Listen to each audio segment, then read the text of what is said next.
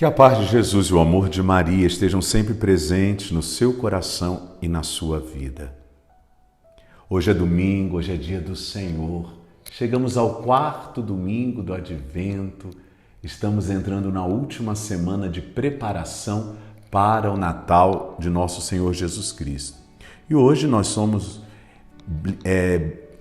presenteados com o Evangelho de Mateus, capítulo 1, versículos de 18 ao 24. Ora, a origem de Jesus Cristo foi assim. Maria, sua mãe, estava prometida em casamento a José e antes de passarem a conviver, ela encontrou-se grávida pela ação do Espírito Santo. José, seu esposo, sendo justo e não querendo denunciá-la publicamente, pensou em despedi-la secretamente. Mas no que lhe veio esse pensamento, apareceu-lhe em sonho um anjo do Senhor e lhe disse: José, filho de Davi, não tenhas receio de receber Maria, tua esposa. O que nela foi gerado vem do Espírito Santo. Ela dará à luz um filho, e tu lhe porás o nome de Jesus, pois ele vai salvar o seu povo de seus pecados. Tudo isso aconteceu para se cumprir o que o Senhor tinha dito pelo profeta.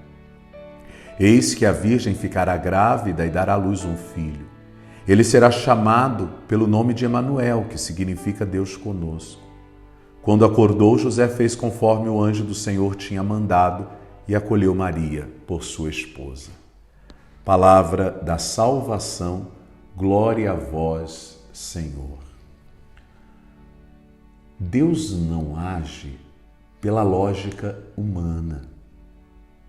A lógica divina é muito contrária dos pensamentos, da inteligência, da ciência dos homens. Por isso, muitas vezes, nós temos dificuldades de compreender o projeto de Deus, porque para a nossa mente, para a nossa concepção de vida, de mundo, a vontade de Deus muitas vezes parece ser um absurdo. Por isso que na nossa relação com Deus, o que sustenta, o que traz credibilidade a essa relação é a fé. A fé é esta certeza de que o nosso Deus é o Deus do impossível. E aquilo que a nossa mente diz, isso é impossível. A gente aprende a dizer, para Deus não.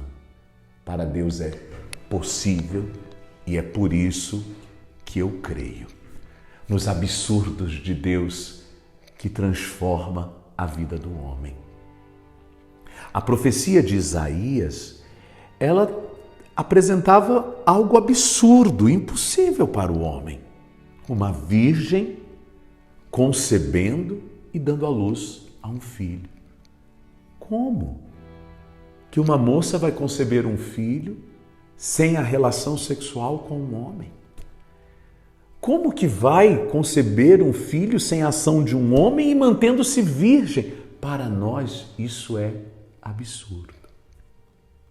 E hoje, o Evangelho nos coloca de frente ao impossível que se faz possível, ao absurdo que ganha lógica pelo agir do Espírito Santo. A Virgem está grávida. É Maria. Ela mesma teve dificuldades de compreender como isso se daria. Por isso perguntou ao anjo, mas eu só sou noiva de José. Como que eu poderei ficar grávida? E o anjo faz questão de dizer que o filho não será de José, mas de Deus.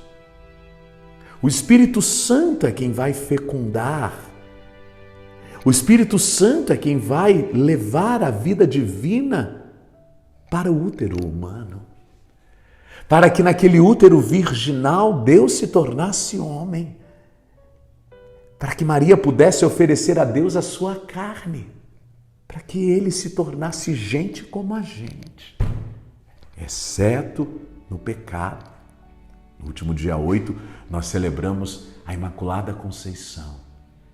Ela foi concebida sem pecado para não transferir a fraqueza dos homens para o seu Filho divino, igual a nós em tudo, exceto no pecado.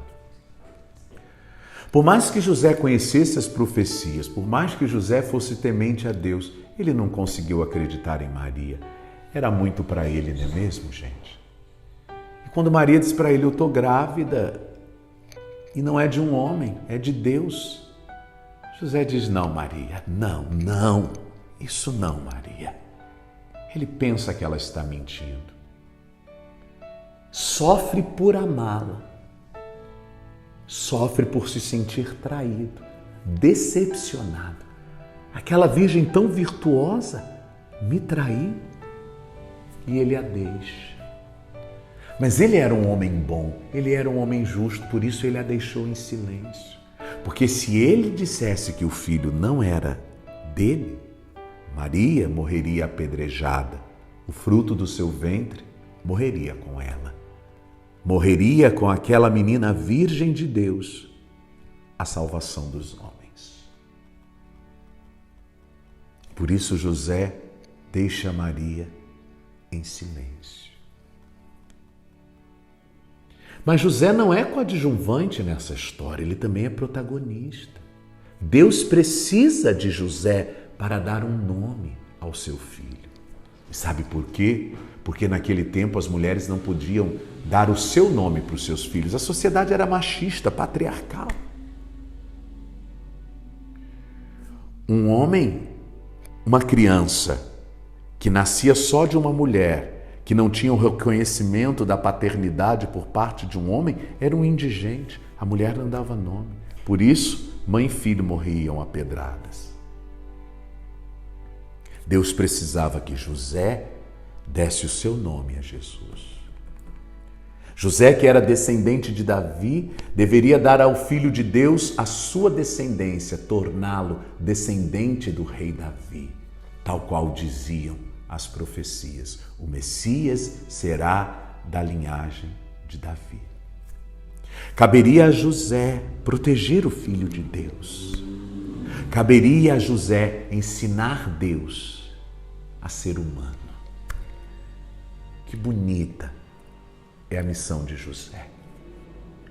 Por isso o anjo do Senhor entra nos sonhos daquele bom homem e diz a ele, Maria não está mentindo. Por isso você não deve temer em tomá-la por tua esposa. O filho que vai nascer dela, ele nasce para salvar o seu povo de seus pecados. Ele será o Emanuel predito por Isaías. Ele é Deus e por isso a certeza de que com ele Deus está conosco. Você o chamará de Jesus. Vocês estão vendo? Quem dará o nome ao Filho de Deus é José, porque ele vai conferir ao menino de Deus a sua descendência, a linhagem de Davi. José acorda assustado e compreende que por aquele sonho Deus falou com ele. Ele poderia ter dito, é só um sonho, coisas da minha cabeça. Mas não. Ele acredita, ele confia, abre mão dos seus sonhos e resolve sonhar os sonhos de Deus. Assume a paternidade do Filho de Deus. Assume Maria por esposa. Assim aprendemos com São José a confiar em Deus e a deixar que a fé sobressaia e prevaleça quando nós não conseguimos compreender nos fatos duros da vida o que Deus quer, o que Deus espera de nós. Só pela fé é que confiamos e acreditamos que diante da dureza da vida, Deus tem sempre algo muito melhor para nos oferecer. Que muitas vezes Deus permite que a gente perca alguma coisa para nos dar algo ainda maior, melhor, mais forte. Que nunca nos falte a fé. Que a nossa vitória se dê pela força da nossa fé. E todas as vezes que, como Maria e José, nós dizemos a Deus, seja feita a vossa vontade, se cumpra em nós a tua vontade, Deus nos conduz ao Natal. O que eu quero dizer com isto? Deus nos conduz ao Natal? Deus nos conduz à vida nova, vida plena, vida renovada, vida feliz. A você que crê nos mistérios de Deus, a você que insiste em acreditar que o nosso Deus é o Deus do impossível, você que mesmo chorando e sofrendo se abre à vontade de Deus e diz: eu aceito, seja feita a vossa vontade, Deus te conduz ao Natal. É para você que eu antecipo os votos de um feliz e abençoado Natal. Pela intercessão de Maria e de José, abençoe-vos Deus da nova vida, Deus do Natal, o Pai, o Filho e o Espírito Santo. Amém. Uma feliz e abençoada semana para todos vocês. Um bom domingo.